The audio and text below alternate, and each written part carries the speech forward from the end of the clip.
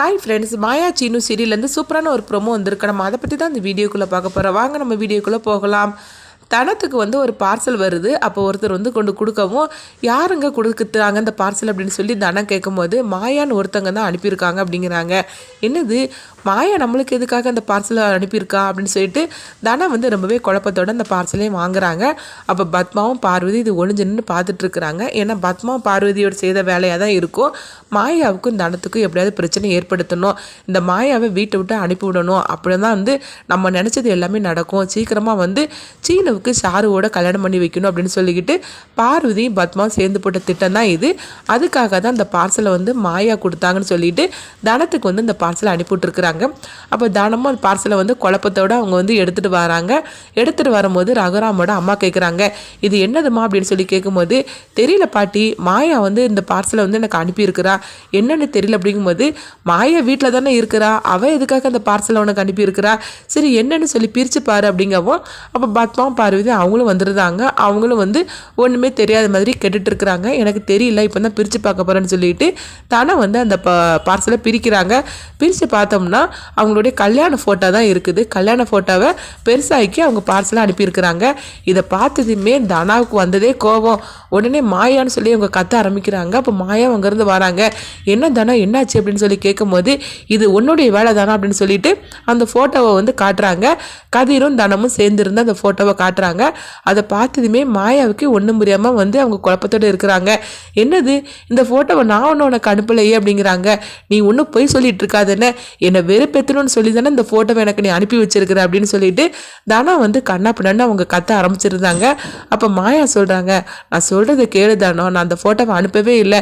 சொல்ல பண்ணாக்கி நான் எதுக்காக அனுப்ப போகிறேன், அதுவும் இந்த மாதிரிக்கு நேரத்தில் அப்படியே நான் கொடுக்குதா இருந்தால் கூட நானே உனக்கு வீட்டிலே கொடுத்துருப்போம்ல, நான் எதுக்காக அந்த பார்சல் அனுப்பணும் அப்படின்னு சொல்லிட்டு மாயா அவங்க தரப்பு நியாயத்தை சொல்லிட்டு இருக்கிறாங்க. ஆனாலும் தனா கேட்குற நிலைமையில இல்லை. அப்போ பத்மாவும் பார்வதி அவங்க கொஞ்சம் ஏற்றி விட ஆரம்பிச்சிருந்தாங்க. ஆமாம், இவளுக்கு எல்லாத்துக்கும் பிரச்சனை பண்ணுறதே தான் இவளுக்கு வேலை அப்படின்னு மாயாவை பற்றி அவங்க குத்தம் சொல்லிட்டு இருக்கிறாங்க. அப்போ பத்மா மாயாவை போட்டு திட்டுறாங்க, உனக்கு ஏன் இந்த மாதிரிக்கெலாம் வேலை பண்ணிகிட்டு இருக்கிற, அவளுக்கு தான் கதிரை கண்டாலே பிடிக்காதுன்னு உனக்கு தெரியும், அப்போ அவளை வெறுப்பேற்றதுக்காக தானே இந்த மாதிரிக்கெலாம் நீ பண்ணிகிட்டு இருக்கிற அப்படின்னு சொல்லவும், இதை கேட்டதுமே தானா கூட கொஞ்சம் கூட மாயா மேலே கோவத்தோடு இருக்கிறாங்க. அப்போ மாயா சொல்கிறாங்க, இங்கே பாருங்கத்த, நான் செய்யாத தப்புக்கு நான் எதுக்காக தண்டனை அனுபவிக்கணும், நான் ஒன்றும் இந்த ஃபோட்டோவெல்லாம் நான் கொடுக்கவே இல்லை, சொல்ல பொண்ணாக்கி அப்படி நான் கொடுக்கதா இருந்தால் நேரடியாக தனாட்டையே நான் கொடுத்துருப்பேன், எதுக்காக நான் போய் பார்சலை கொடுக்க போகிறேன் அப்படின்னு மாயா சொல்லவும், அப்போ பத்மா சொல்கிறாங்க, எதுக்கு, நீ தனாவை வெறுப்பேற்றதுக்காக தான் நீ இந்த மாதிரிலாம் பண்ணிகிட்ருக்கிற, உனக்கு தான் யாரும் சந்தோஷமாக இருக்கிறதே உனக்கு பிடிக்காதுல்ல அப்படின்னு சொல்லவும், உடனே மாயா சொல்கிறாங்க, அங்கே பாருங்கத்த, நீங்கள் தேவையில்லாமல் பிரச்சனை பண்ணிகிட்டு இருக்காதீங்க அப்படின்ட்டு மாயா சொல்லவும், பத்மாவும் பார்வதி சொல்கிறாங்க, என்னது, இந்த வீட்டில் நாங்கள் தான் பிரச்சனை பண்ணிகிட்டு இருக்கோமா என்ன, பிரச்சனையோட முழு உருவமே நீ தானே இந்த குடும்பத்தில் பிரச்சனையை ஏற்படுத்திகிட்டே இருக்கிற, நீ என்னைக்கு வந்தியோ அன்னையிலேருந்து இந்த குடும்பத்தோட சந்தோஷமே போயிடுச்சுது, எல்லா பிரச்சனையும் ஏற்படுத்துறது நீ தான், அன்னைக்கு தனாவோட கல்யாணத்தில் குழப்பத்தை ஏற்படுத்தினது நீ தானே, தனாவுக்கும் கார்த்திக்கும் கல்யாணம் நடந்திருந்தனா இன்னைக்கு தனா எவ்வளோ சந்தோஷமாக இருந்திருப்பா, அந்த குடும்பத்தில் உள்ளவங்களும் சந்தோஷமாக இருந்திருப்பாங்க, ஆனால் எல்லாமே நடக்கூடாமல் தடுத்து நிறுத்துனது நீ தானே, உன்னால தானே இன்னைக்கு தனாவோட வாழ்க்கையே நாசமாக போச்சு அப்படின்னு சொல்லவும், இதெல்லாம் இப்போ கேட்டதுமே மாயாவுக்கு புரிஞ்சு போச்சுது. ஓஹோ, தனாவுக்கும் எனக்கும் பிரச்சனை ஏற்படுத்துறதுக்காக நீங்கள் தான் அந்த ஃபோட்டோவை அனுப்பி வச்சு தொடங்கியிருக்கீங்களா உங்கள் நாடகத்தை அப்படின்னு சொல்லிக்கிட்டு மாயாவுக்கு உண்மை புரிஞ்சிருது.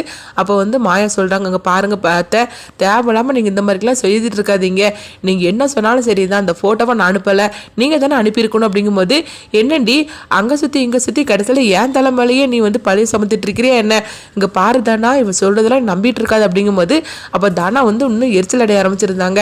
தயவு செய்து எல்லாரும் பேசாமல் நிறுத்துறீங்களா, நீங்களாம் பேசுகிறத பார்த்தா எனக்கு எரிச்சலாக இருக்குது, ஏற்கனவே நான் மன நிம்மதி இல்லாமல் இருந்துட்டு இருக்கிறேன், இதில் அந்த ஃபோட்டோவை அனுப்பி என்னுடைய மன நிம்மதியை கெடுக்கிறதுக்காக தான் நீ பண்ணிட்டு இருக்கிற, இதெல்லாம் உன்னுடைய வேலை தான், நீ தான் நான் சந்தோஷமா இருக்கக்கூடாதுன்னு சொல்லிக்கிட்டு நீ தான் ஆரம்பத்திலேருந்தே ஒவ்வொன்றா நீ செய்துட்டு இருக்கிற, நீ எவ்வளோ நல்லவ, எனக்கு ஒரு அக்கா மாதிரிக்கு நினச்சேன், ஆனால் என்னுடைய வாழ்க்கையே போச்சு, அதுக்கு காரணம் நீ தானே, கார்த்தி சாருக்கும் எனக்கும் கல்யாணம் நடந்திருந்ததுன்னா நாங்கள் எவ்வளோ சந்தோஷமாக இருந்திருப்போம் அப்படிங்கவும், உடனே மாயா மனசுக்குள்ளே நினைக்கிறாங்க, தனா கார்த்திகிட்டேருந்து உன்னை காப்பாற்றுறதுக்காக தான் நானும் கதிரும் அப்புறமா பெரியமா 3 பேரும் நாங்கள் இவ்வளோ பிரச்சனையில் நாங்கள் மாட்டிகிட்டு இருக்கிறோம், ஆனால் அது உனக்கு தெரியாதனால தான் நீ இந்த மாதிரிலாம் பேசிகிட்டு இருக்கிற, கார்த்தி பற்றி மட்டும் உண்மை தெரிஞ்சிருந்ததுன்னா கண்டிப்பாக நீயே அவனை கல்யாணம் செய்திருக்க மாட்டேன் அப்படின்னு சொல்லிட்டு மாயா மனசுக்குள்ளே நினைக்கவும், என்ன நான் பேசிக்கிட்டே இருக்கிறேன், எதுவுமே பேசாமல் அமைதியாக இருந்து இருந்துட்டு இருக்கிற, சி நீலாம் ஒரு பொண்ணு அப்படின்னு சொல்லிக்கிட்டு அங்கேருந்து தனா கோவத்தோட போகவும், அப்போ பத்மாவும் பார்வதி இதை கண்டு ரொம்பவே சந்தோஷப்பட்டுட்டு இருக்கிறாங்க. இப்போ தானே ஆரம்பிச்சிருக்கிறோம், அடுத்து நடக்க போதை பாரு அப்படி சொல்லிட்டு